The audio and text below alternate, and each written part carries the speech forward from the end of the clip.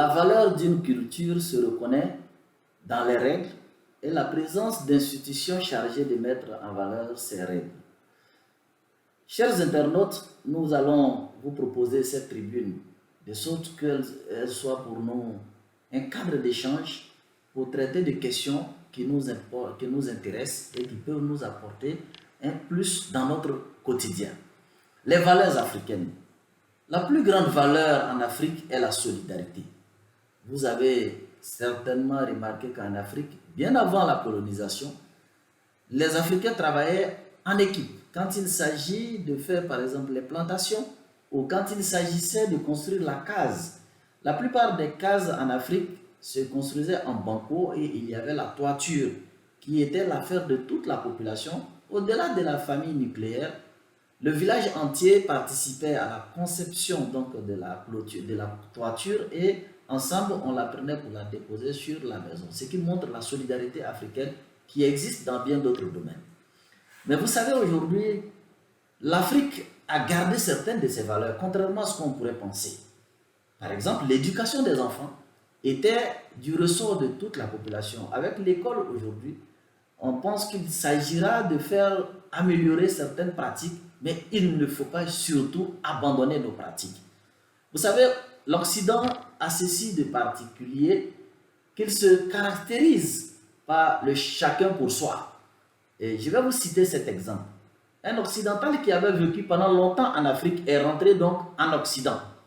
Et il témoigne que chaque fois que des adultes viennent lui rendre visite, son petit enfant de 2 ans lève toujours les 2 mains en espérant être pris par l'adulte qui vient voir son père. Et il sortait cet enfant toujours déçu de voir que les adultes le dépassaient sans le prendre. Donc, il a estimé que ce geste-là, qui semble, disons, bénin en Afrique, est d'une importance capitale, surtout pour les plus jeunes. L'Afrique, dans sa conception, a fait de la pudeur une réalité. Il faut éviter de faire la confusion entre la pudeur et la honte. L'absence de pudeur peut être cause de honte. Et la honte, c'est par exemple la gêne que l'on ressent après avoir posé une action qui est contraire aux bonnes pratiques. Et l'Afrique est malheureusement aujourd'hui victime de sa volonté à bien des égards de tourner dos à ses valeurs ancestrales et fondamentales. Les questions de mariage en Afrique revêtaient un caractère sacré. Les relations entre les hommes et les femmes revêtaient un caractère sacré. Et la femme qui était préservée, parce qu'il n'y avait jamais en Afrique un grand roi sans une grande reine. Tout le monde voit les contes africains, on parle toujours de la grande reine qui est autour du grand roi. Et regardez aujourd'hui la société dans laquelle nous sommes. Quelle est la valeur que nous accordons à la femme? On a l'impression que la femme est devenue un jouet, un produit qu'on peut s'acheter avec de l'argent. Et pire encore, un produit qu'on peut dégrader quand on a l'argent. Est-ce qu'il faut que je rappelle tous les faits de l'actualité brûlante qui ont fait honte à la plupart d'entre nous? Est-ce que nous reconnaissons l'Afrique à travers cette actualité? Est-ce que l'Afrique doit perdre sa valeur à cause de l'argent?